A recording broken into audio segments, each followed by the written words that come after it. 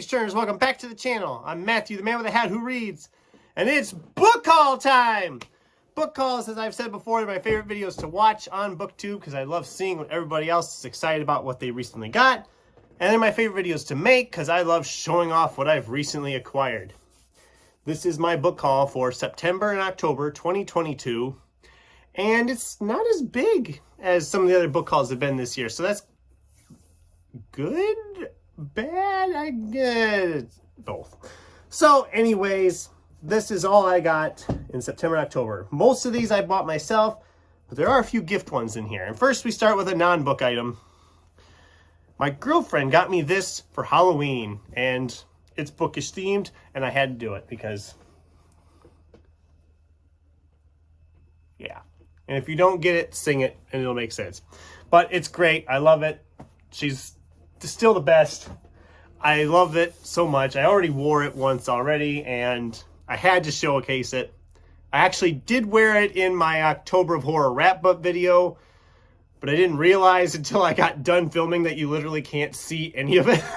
So, I love it. Thank you so much again. And let's dive into the books. So, in September, I actually only bought 2 books. I was really good in September. First one I found at Dollar General, of all things. This is Bill Flanagan's 50 in Reverse.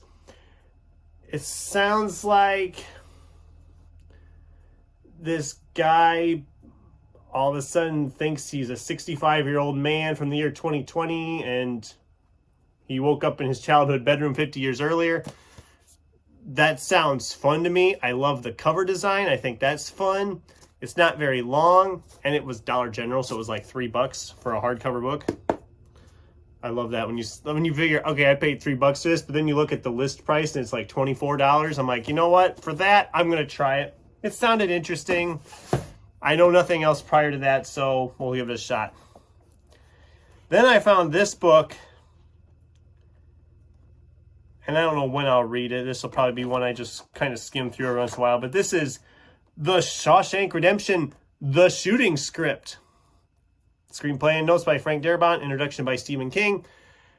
This movie's fantastic. Finding this in this corner of this big, huge thrift shop type deal full of books, I had to get it for that. I loved this movie so much. The story is great, and then getting the script, I mean, it'll look nice on a shelf somewhere. Like I said, I probably won't read it like you would read other books because it's literally, like I said, it's the shooting script. I mean, that's what it is. It's got pictures. So yeah, I thought, you know what? I would love to have that in my collection. So that was a nice little find as well. Okay, these next ones are gift ones. So in October, I had my class reunion. And one of the guys in my class was asking me, well, how's your book coming? Because when I was in high school, I told everybody I was going to be a writer. And well, here we are years later and it hasn't happened yet. I've been trying. And I told him, I said, well, I've been trying. I took a course. I actually wrote a novel.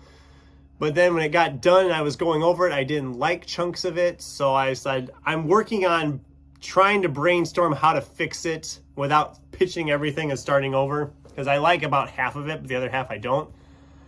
And he's like, oh, you'll get it there though, right? I said, yeah, I'll get it eventually.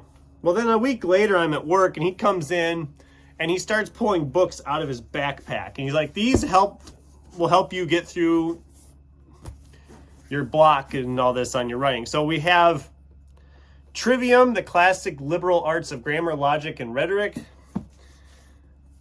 Designa, technical secrets of the traditional visual arts. Scientia, mathematics, physics, chemistry, biology, and astronomy for all. Quadrivium, the 4 classical liberal arts of number, geometry, music, and cosmology. And Megalith, studies in stone.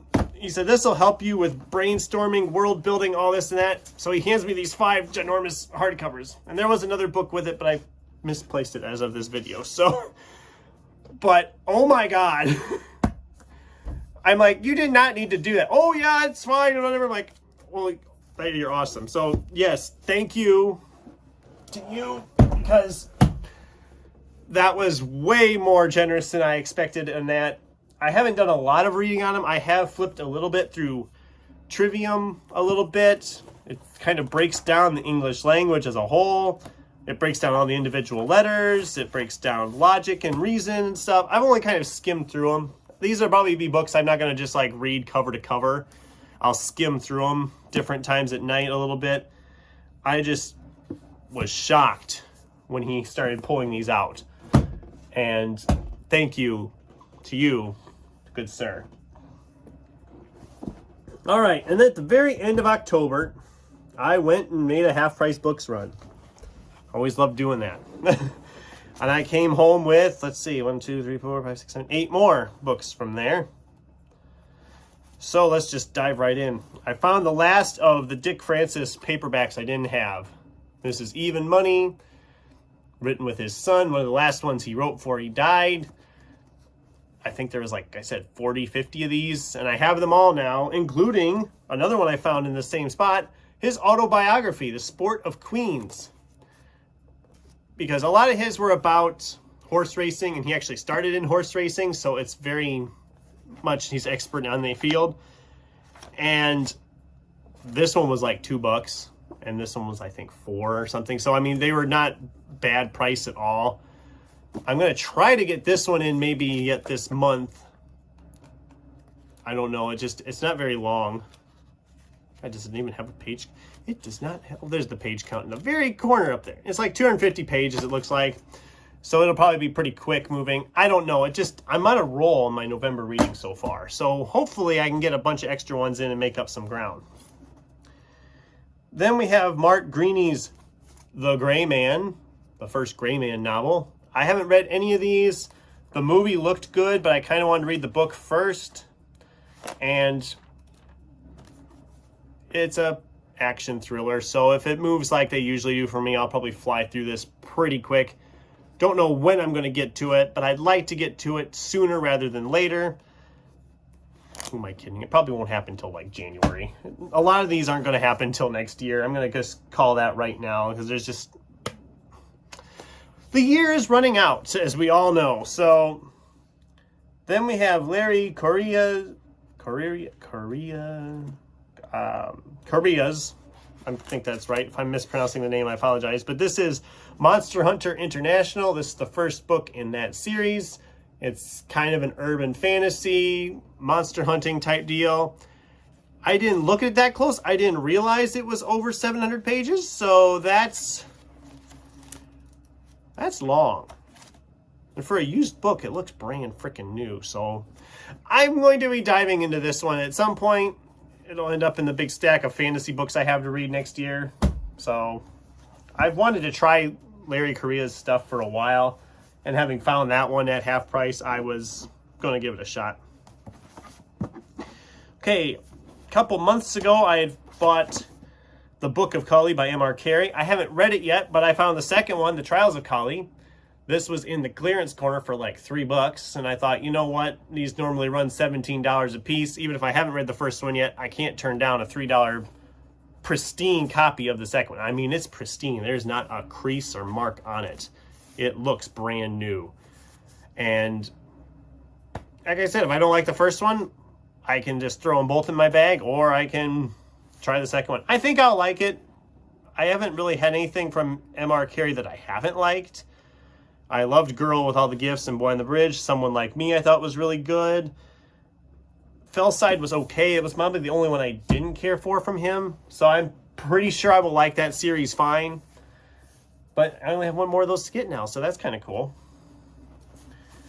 Okay, this is a classic one. I've been hearing good things about this one for a while from people I talked to.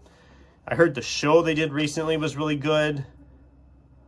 But this is James Herriot's All Creatures Great and Small. Kind of semi-memoir, sounds like. He's a veterinarian in England, is it? Yorkshire, yeah. UK. I've heard really good things, and this looked like a pretty nice looking copy of it, so I thought, what the heck, I'm going to pick it up. I don't know, again, when I'm going to get to any of these. I can guarantee they won't be till next year. Including this one. This one's already being shuffled in for October of Horror next year. This is John Lindqvist. I'm not going to pronounce that middle name because it's impossible for me. But this is Handling the Undead. I loved his Let the Right One In when I read it a few years ago. And I read a follow-up called Little Star that I thought was really good. And I never found anything else by him, really. Not around here anywhere. I always looked and never found anything. So I was excited to find this one. Again, it looks brand new, fairly pristine. Sounds like it's zombies. I mean, he did vampires with Let the Right One In. This one sounds like a zombie novel. So this will be, like I said, next year, October of Horror. I'm excited for that one. And finally, the last one is a short story collection from Benjamin Percy. This is Refresh, Refresh. And this cover's weird, man. I get really weird glare there. But you can see like little army guys on the kid's arm. And then there's the mouse cursor over stories right in here. It just looks weird. It sounds like the stories are fun. Benjamin Percy has been an author I have enjoyed in the past.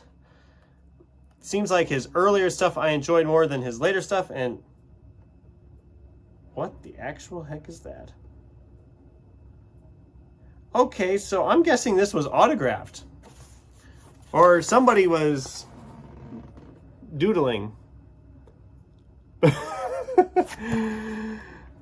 I'm guessing that's his signature, and it has a 4-person and go the distance. So I'm kind of bummed now for this book. Now, somebody had it signed and they just got rid of it. And it looks like it hasn't even been read because it looks pristine. Who does that? I don't understand that. I mean, I've had books in the past that I might not have enjoyed, but if I have them signed, you can bet I'm going to hold on to them. But anyway, that was my book haul for September, October. Like I said, not as huge as sometimes. Don't worry, the next book haul for November and December will be bigger because, well, actually, as I'm filming this, one of my book orders came today and there was 4 or 5 in there, and I have another one on the way. Because, you know, I'm ordering Christmas gifts for people, and I kind of fill out the order. I mean, I'm not going to order just one thing, so I buy some stuff for myself because I'll get it eventually. I'll read them eventually.